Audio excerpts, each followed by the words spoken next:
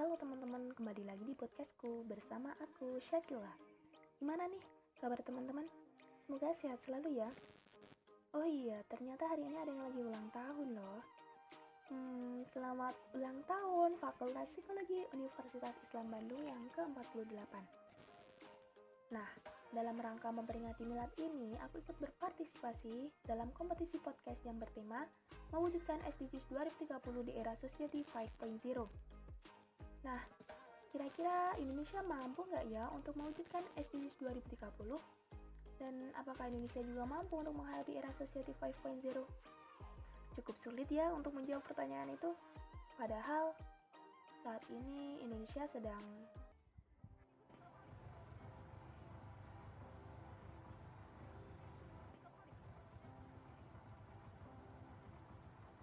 Namun begitu, saat ini Indonesia sedang mengupayakan revolusi 4.0 loh.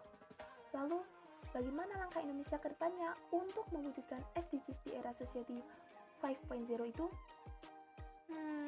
Banyak sekali pertanyaan membingungkan. Tapi kita bahas satu-satu dulu ya teman-teman. Jadi, menurut Yuko Harayama, seorang mantan anggota eksekutif Dewan Kebijakan Sains dan Teknologi di kantor kabinet Jepang, Society 5.0 itu berpusat di manusia itu sendiri dan mengutamakan kebahagiaan dari manusia tersebut. Nah, negara yang sudah dalam era Society 5.0 adalah negara Jepang. Dan beginilah negara Jepang saat ini.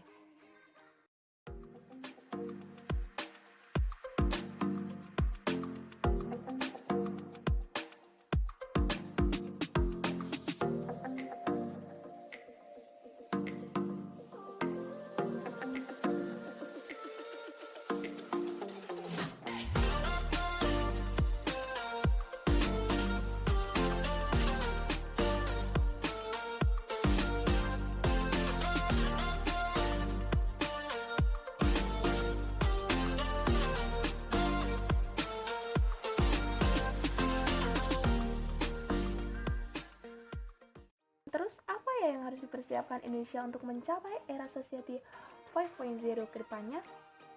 Yang pertama, tentunya para agen perubahan seperti tenaga ahli dan akademisi gencar melakukan penelitian dan pengembangan teknologi AI atau Artificial Intelligence. Hal ini merupakan bentuk dari action research. Selain itu, masyarakat juga menjadi hal yang penting seperti dengan memberikan umpan balik selama proses perubahan terjadi. Pemerintah juga membuat kebijakan untuk mengawasi proses perubahan yang terjadi serta mengkomunikasikannya kepada masyarakat.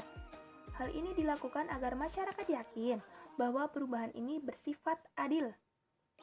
Kemudian, sektor industri, akademisi, masyarakat, dan pemerintah membangun hubungan yang positif agar mencapai Society 5.0.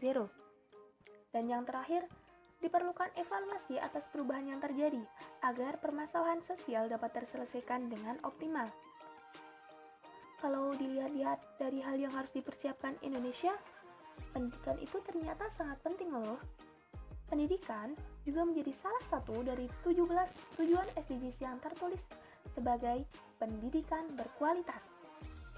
Dikutip dari Sindu News, Rabu 22 Juli 2020, menurut Novianti Elizabeth, seorang pengamat pendidikan, pendiri Sekolah Putra Pertiwi dan dosen Universitas Jayabaya, menyadari pentingnya peningkatan kualitas sumber daya manusia, maka pemerintah telah berupaya mewujudkan amanat tersebut melalui berbagai usaha pembangunan pendidikan yang lebih berkualitas lewat pengembangan dan perbaikan kurikulum, perbaikan sarana pendidikan, pengembangan dan pengadaan materi ajar, serta pelatihan bagi guru dan tenaga kependidikan lainnya.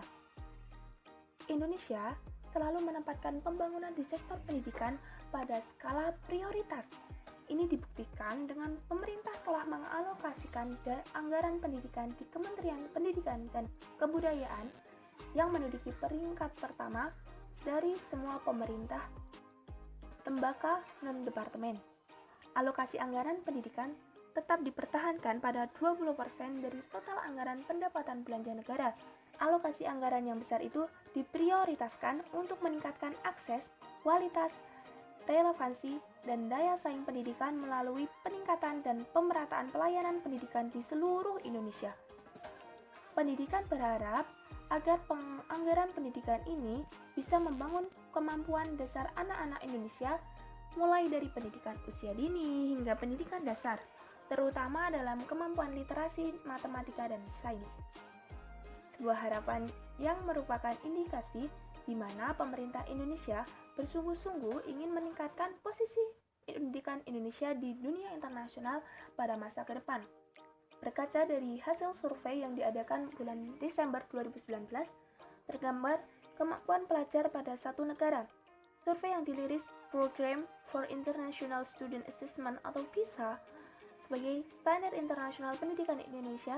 PISA merupakan sistem ujian yang diinisiasi oleh Organization of Economic Cooperation and Development guna mengevaluasi sistem pendidikan di seluruh dunia pada akhir tahun 2019 di Paris, dan menempatkan Indonesia di peringkat ke-72 dari 77 negara. Survei ini juga digunakan Indonesia dalam menentukan standar pendidikan internasional. Data ini menjadikan Indonesia berada di peringkat 6 terbawah, masih di bawah negara-negara tetangga seperti Malaysia dan Brunei Darussalam. Tertinggalnya kualitas pendidikan Indonesia dibandingkan dengan negara-negara lain di dunia merupakan tantangan terbesar yang harus diselesaikan pemerintah saat ini. Melalui Mendikbud sebagai nahkoda pendidikan di Indonesia, sudah waktunya mencari terobosan baru untuk mendongkrak kualitas pendidikan di Indonesia. Misalnya saja, saat ini setelah banyak program-program yang dicetuskan oleh Mendikbud sendiri untuk mendongkrak pendidikan di tanah air saat ini. Wah, ternyata hebat ya Indonesia. Lalu, apakah Indonesia siap untuk mewujudkan pendidikan berkualitas di era Society 5.0?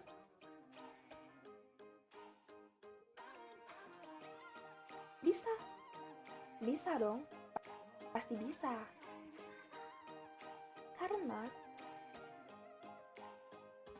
saat ini banyak sekali pendidikan dan kebijakan-kebijakan dari seluruh aspek yang mendukung terwujudnya Indonesia berpendidikan di era Society 5.0. Wah, cukup panjang ya pembahasan kita ini. Terima kasih teman-teman sudah mau mendengarkan podcastku sampai akhir. Jangan lupa, kita sebagai tonggak perubahan saat ini, kita harus terus belajar demi mewujudkan Indonesia berpendidikan di era Society 5.0. Sebelum berpisah, aku mau pantun dulu nih. Muncul virus di Wuhan. Jangan lupa jaga kesehatan. Banyak kata kurang berkenan. Sudilah kiranya dimaafkan. Oke, terima kasih. Sampai bertemu di podcast berikutnya. Bye-bye.